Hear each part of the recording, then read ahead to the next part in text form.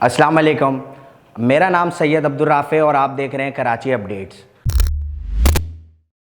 आज के मुल्क के मौजूदा हालात जो चल रहे हैं आपके सामने हैं, मुआशी बहरान है और लॉ इन्फोर्समेंट के भी हालात बहुत कशीदा हैं। जैसा कि इस्लामाबाद में एफसी के एहलकार आ चुके हैं और मुल्क में एक नफ्सा नफसी का दौर है कि क्या चल रहा है, सियासी बहरान क्या चल रहा है। अब मैं कराची की सियासत में आकर बात करता हूँ। आज का जो बुनियादी बात करने का मकसद है कि एमक्यूएम दोबारा रीजॉइन हो रही है एक दूसरे के साथ, जो कि बिखर चुकी थी।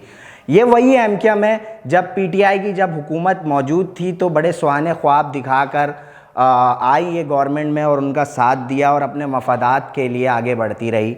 मगर जब एक हुकूमत का डाउनफॉल आया और फिर उसी हुकूमत का साथ छोड़ दिया, कराची की आवाम के अगेंस्ट गए, क्योंकि कराची की आवाम नहीं चाहती थी कि एमक्यूएम किसी भी पीडीएम जैसी जमात का साथ दे, मगर उन्होंने दिया। कराची की आवाम की अक्सरियत जो क्वालिटी थी, जो कहते थे कि नहीं एमक्यूएम को पीडीएम के साथ नहीं जाना चाहिए, एमक्यूएम को अपना ही मौक़िफ़ इख्तियार करना चाहिए ताकि वो अपनी सियासत को आगे बढ़ाएं।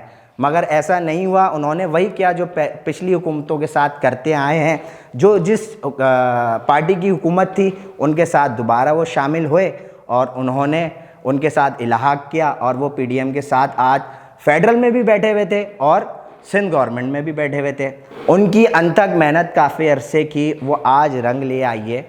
वो क्या रंग ले आई है कि आज एमक्यूएम जो बिखर चुकी थी, एमक्यूएम पाकिस्तान जो बिखर चुकी थी, एमक्यूएम पाकिस्तान की सूरत में एक अलग जमात मंजर आम पे आई थी, एमक्यूएम लंदन एक अलग मंजर आम पे आ गई थी, पीएसपी का एक अलग मौक़िफ़ था और फिर फ़ारूक सत्तार साहब अलग हो गए थे। वो आज एक पेज पर मौजूद हैं। आज उनका एक इल्हाक हो चुका है कि हमें एक ऐसी पार्टी को दोबारा रीयूनियन करना है जो पिछली कराची में हुकूमत करती आई है।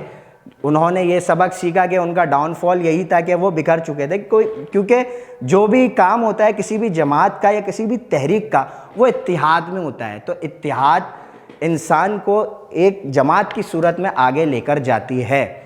तो उन्होंने इसी सूरत को कायम करा दोबारा और इसी सूरत के साथ वो आज आगे मैदान अमल में आए हैं और आज प्रेस कॉन्फ्रेंस कर चुके हैं। एमक्यूएम पाकिस्तान दोबारा एक हो चुकी है। मगर इसमें एक बात का मैं एडिशन करना चाहूँगा। उन्होंने वजाहत करी है कि एमक्यूएम लंदन से हमारा कोई ताल्लुक़ नहीं है और एमक्यूएम लंदन का कोई भी रुकन हमारी जमात में या इन फ्यूचर हमारी जमात में कोई भी आगे नहीं काम कर सकता।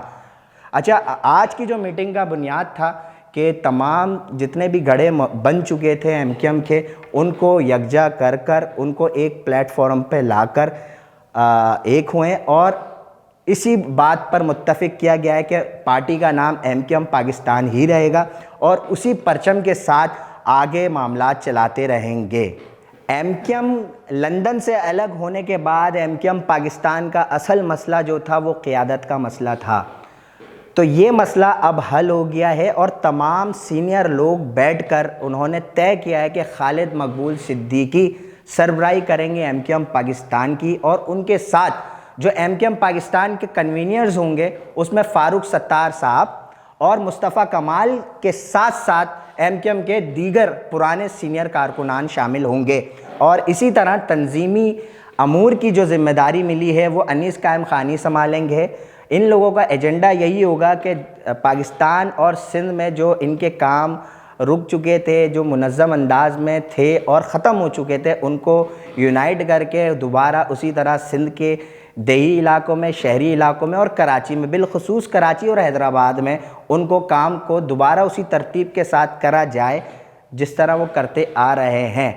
मगर मैं आपसे एक बात अर्ज़ करूँगा, क्या हम लोग एज़ आवाम हम लोग क्या इसी काम के लिए रह गए हैं कि किसी के रीयूनियन, किसी को ढेर करने में हम इन्हीं के पीछे पड़ते रहेंगे? क्या हमारी ख़ुद की एक कोई सेल्फ़ रिस्पेक्ट नहीं है कि हम किस तंजीम को और किस सियासी जमात को सपोर्ट करें? कराची में मौजूद लोग अब जानते हैं कि अब सोशल अवेयरनेस बहुत हो चुकी है, लोगों को पता है कौन क्या कर रहा है और कौन कैसे कमा रहा है। तो हमें सिर्फ ये चाहिए कि हम अपना एहतसाब ख़ुद करें कि हम इस मुआशरे में आकर क्या काम कर रहे हैं।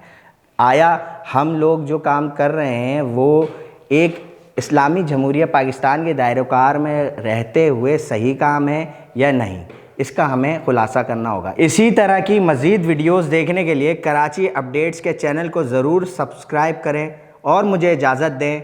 अपना बहुत ख्याल रखिएगा। अल्लाह हाफ़िज़।